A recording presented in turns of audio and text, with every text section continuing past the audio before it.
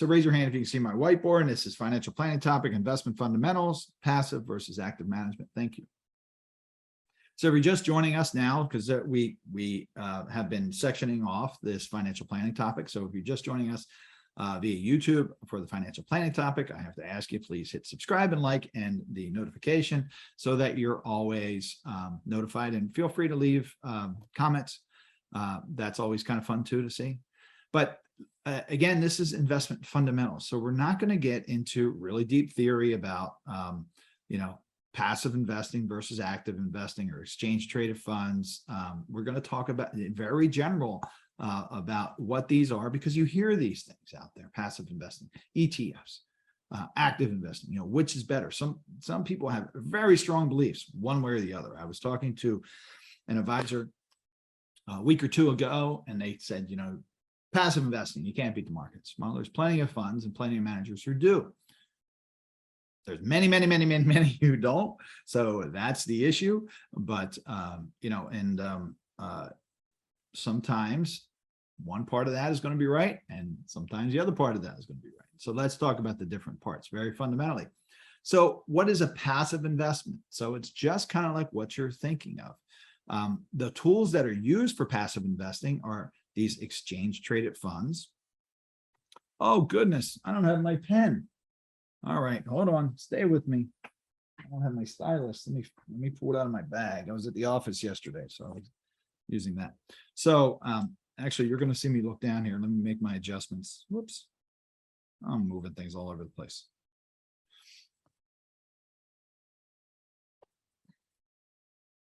You're going to see me look down here. I just like to move my pad down here so it's easier to draw on. So these exchange traded funds that you see have become really popular. So this is a form of passive investment. So passive investment means this is simply, it's an investment that's tracking something. There's fundamentally no active management. Nobody's making buy and sell decisions on this investment. Whether it's tactical or strategic. We talked about that in our last webinar last week, and we talked about different asset allocations and how the asset allocation managers go either strategic or tactical, very fundamentally. Oh, I have to go back and share, if we have time, I'll share the capital market assumptions from BlackRock, because I passed over that. I think they're fascinating. But passive is really just, okay, I'm going to invest in an index, or I'm going to invest in a sector, or I'm going to invest in a commodity, and I'm going to let it go, and I'm going to let it be followed. So it could be an exchange traded fund. You hear about these ETFs or index funds. Index funds kind of preceded, certainly in this country, ETFs. They're probably not used as much as they used to be, because, frankly, if you're tracking an index funds are mutual funds that track an index, and ETFs have some benefits, I think, over those funds. And we're going to talk about the benefits. But first, I want to talk about popularity.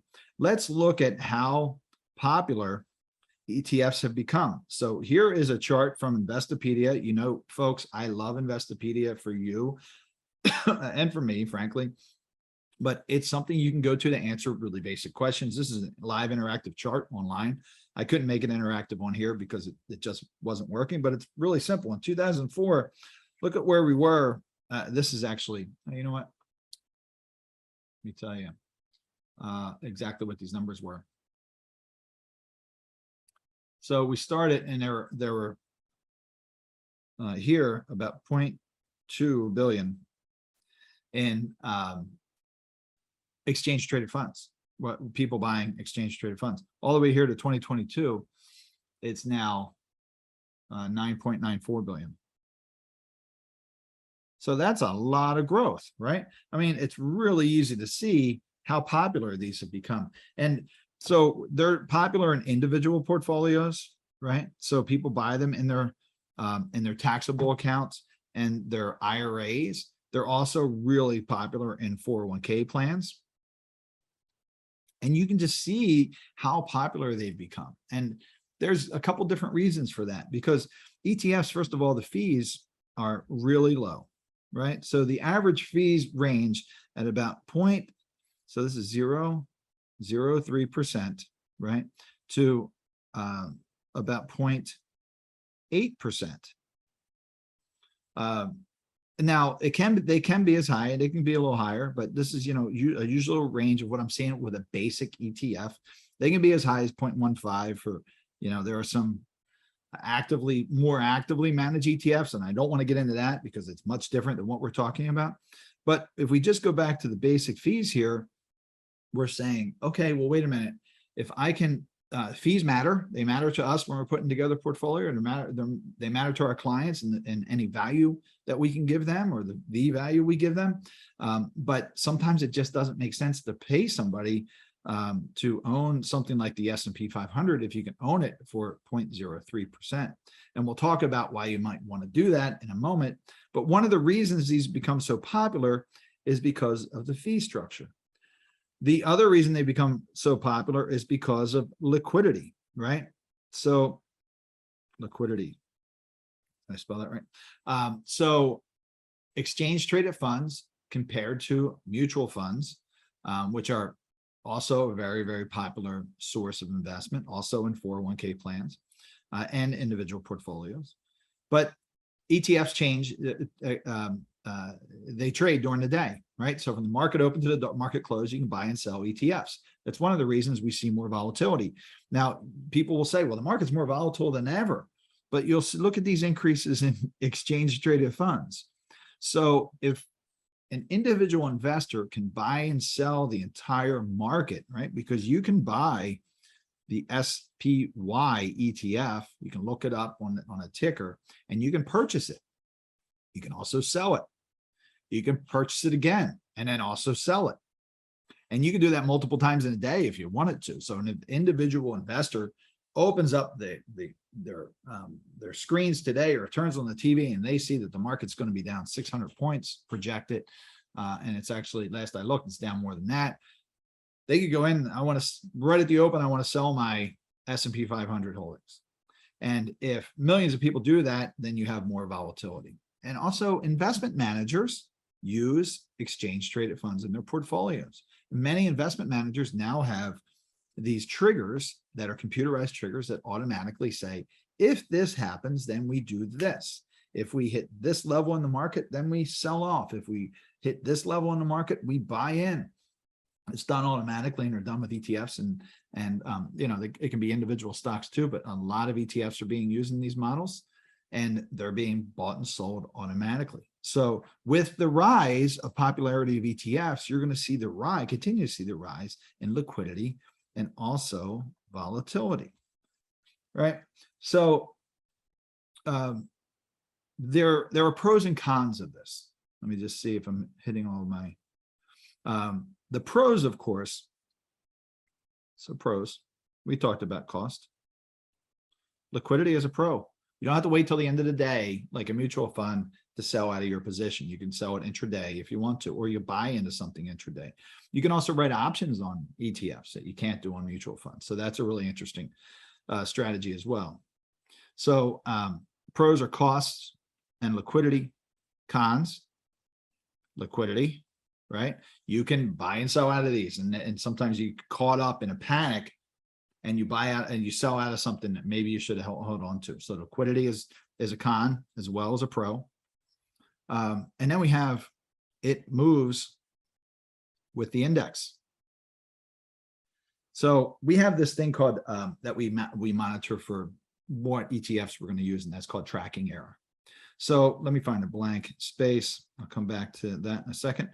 But tracking error looks like this. So just continuing with the S&P 500, and this is not a recommendation to buy this exchange traded fund or use this exchange traded fund. It's just an example. The SPY tracks the S&P 500. So that, when we're talking about tracking error,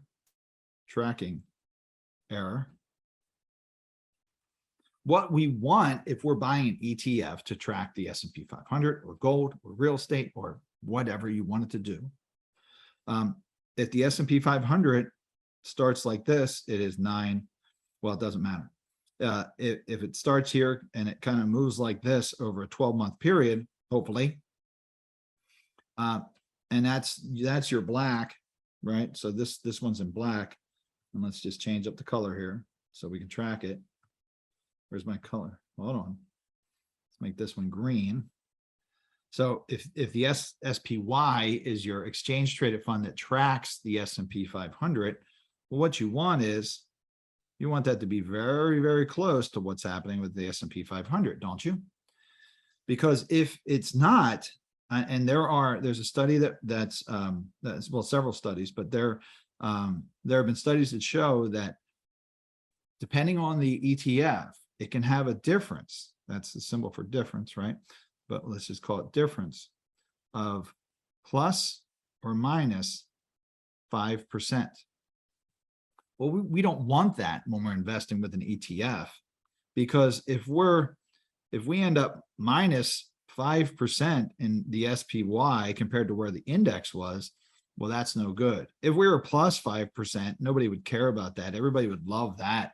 But it's unreasonable, unlikely that you're always going to be above the index in the ETF and not below it. Usually when your tracking error is 5%, you're going below and sometimes slightly above, but that's not what we want. So we have to be concerned with tracking error. The other thing you have to watch out for is, this is a fine line, but if we're talking about 2022, the S&P 500 looks more like this, doesn't it? So now if you own the SPY in 2022 and you've got that really nice tracking error, that means you're down. Let's read it. Negative about 14% right now. So you get 100% of the upside, you get 100% of the downside. That may be something you're ready for. It may not be something you're ready for. Now, since we're talking about the S&P 500, let's talk about that for a minute, because that is passive management in a nutshell. And if we look at the S&P 500, since we're talking about it, these are the components of the S&P 500. Let's make this so you can see it. They're the top 5 holdings of the S&P 500. We have Apple, Microsoft, Amazon, Tesla, and Google, right? These are the symbols all the way up. This represents 20+% of the S&P 500, the top 5 companies, right? Because it's a weighted index. So you may not want to own, these are all tech companies, aren't they? You may not want to be that tech heavy. You might think, well, I don't invest a lot in the NASDAQ because that's a tech holding, but you may not realize that the components of the S&P 500 is just as tech heavy. Not saying it's a good thing or a bad thing. It is what it is. So, and this is as of close of business yesterday. So don't pay attention to this. I guess that wouldn't be, I don't know. I'd have to check that date, but don't pay attention to this. It's just a snapshot in time. This may have been actually from this morning when I grabbed it. But the important thing is the weighting. So you may or may not want to be involved in each one of these positions in that level of weighting. So if you buy the S&P 500 as an ETF, it's probably a good idea to take a look at what's in the S&P 500 to make sure that they're companies you want to invest in and at that level. Now that takes us into active management. So what is active management? So active management for most people are mutual funds. So a mutual fund is a type of investment. I always explain it as it's an empty plate. It's an empty dinner plate or whatever meal that a fund manager or a manager team adds investment into, or so it's just an empty vehicle. Then you have this management team who buys stocks, bonds, commodities, whatever the drive is for that fund to get hopefully some positive returns for your investment. So the management team charges a fee. So we talked about the fees in the ETFs. Let's talk about the fees in the mutual funds. And this also includes not just mutual funds, but also includes SMAs. So they're separately managed accounts. So you might instead, if you don't want a mutual fund, but you want a separately managed account where you own the individual stocks and bonds or positions directly in the account, because mutual funds are pooled investments. if your mutual fund owns Apple, for example, and then they own 10% of Apple. You don't own any shares of Apple. You own a share of the mutual fund that owns Apple. Some people don't like that. They'll say, well, wait a minute. I want to own Apple, and I want to own it directly in my account so I can decide if I want to sell it at some point or not. And you can often do that through a separately managed account. You still have a manager managing that account, but you own the individual positions. That's still active management. Or you might have a portfolio manager. Some people might say, well, I hired this individual because they have portfolio management experience, and that's what they focus on. Or some individual investors say, I'm my own portfolio manager, and I make decisions on what's in that account or accounts at any given day. So that is all active management, and it can be individual stocks, bonds, and cash. So we talked about the fees of the exchange traded funds. What people will say a con is of active management is the fees. Now, I'm going to talk about why that may not be a con, but for example, the fees are a range of probably 0.5% to 2%. On average, it can be higher or lower, but a good average is probably 0.65 to 0.75% that I see in actively managed funds. So people will say a con are the fees, but a pro also might be, okay, we're paying an active manager, because an active manager might say, well, wait a minute, I don't want Apple. I don't want Amazon. These aren't recommendations. I want Tesla, but I want more of it. I'm okay with Google. And they'll build the portfolio around, they'll base their performance against maybe the S&P 500, but they'll pick and choose things. Or maybe they won't say, I don't want Apple at all. They'll say, I don't want 7.25% in my portfolio in Apple. I want 2%. So that's active management. Instead of just following what the index is doing, they're making strategic decisions about individual companies or bonds or cash or positions, any kind of investment position, to give a value. We measure that value by what we call alpha. So alpha, right? That's value. So for example, and if I go back to this example here of this tracking error, if a fund manager, let's see what color I can use. I guess I don't know how to change my colors. I'll go red. We'll call the fund manager red. So ABC fund. Now, if a fund manager says, okay, well, by using our management method, whether it's a separately managed account or a portfolio manager or a mutual fund, and let's just say the fund manager says, okay, now because of what I've done, I've smoothed this a bit, and we're still down, but we're down 10% for the year.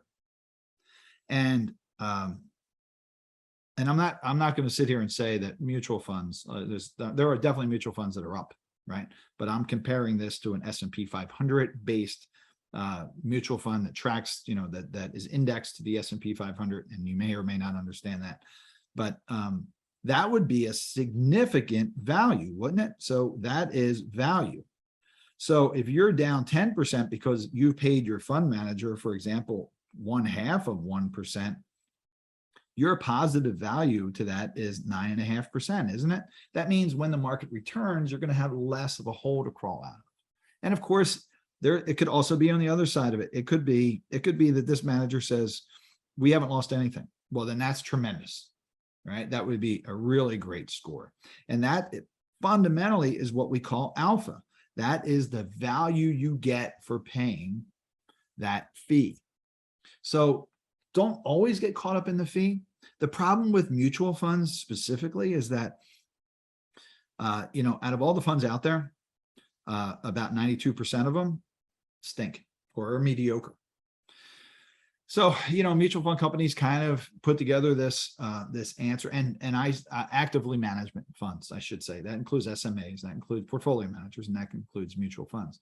They all charge fees because there's an individual or a team deciding these things, right? What's held in your position, and you have to pay them a fee. So there has to be a value.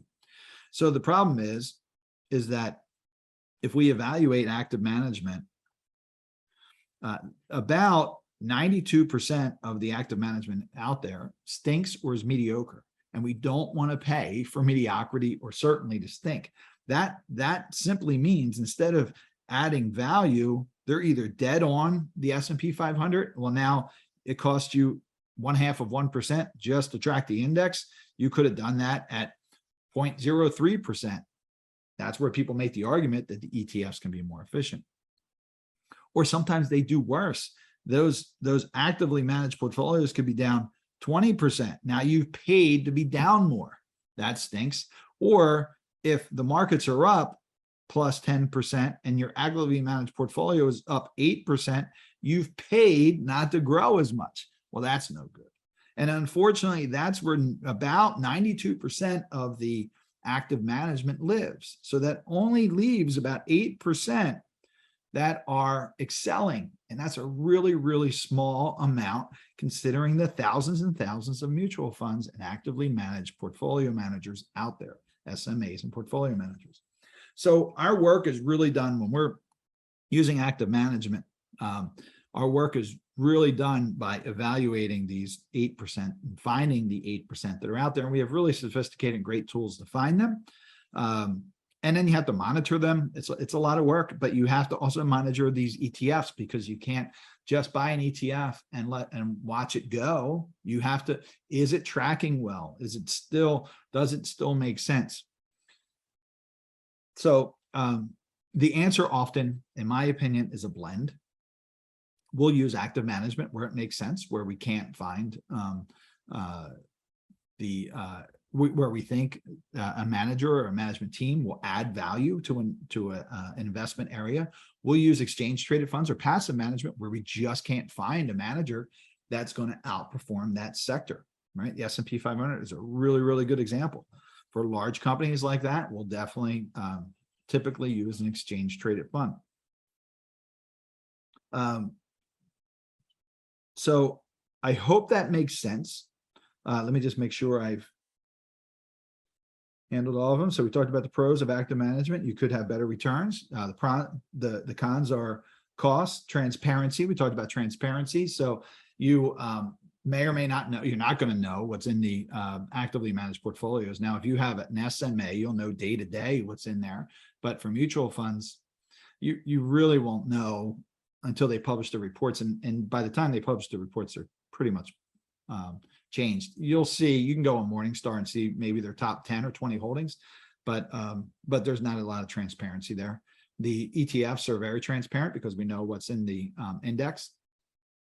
So that's good. And we talked about top 5 companies in the S&P 500. So I think we've covered it all. The answer, again, in my opinion, is a blend of both. I don't think there's one right answer on either side of the argument. I think it's important to always look for the talent out there. And we've seen, we've certainly seen active management perform better on the upside, better on the downside, but they are pocketed. There's very few areas where it lends the value. And that's what we have to look for and strive for every single opportunity. So I'm looking for my cursor. There it is.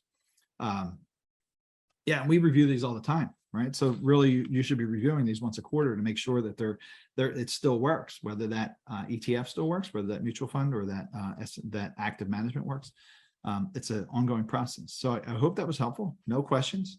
I look forward to seeing you all on next Tuesday. If you're taking class tonight, I'll see you tonight. There is a survey at the end of this webinar.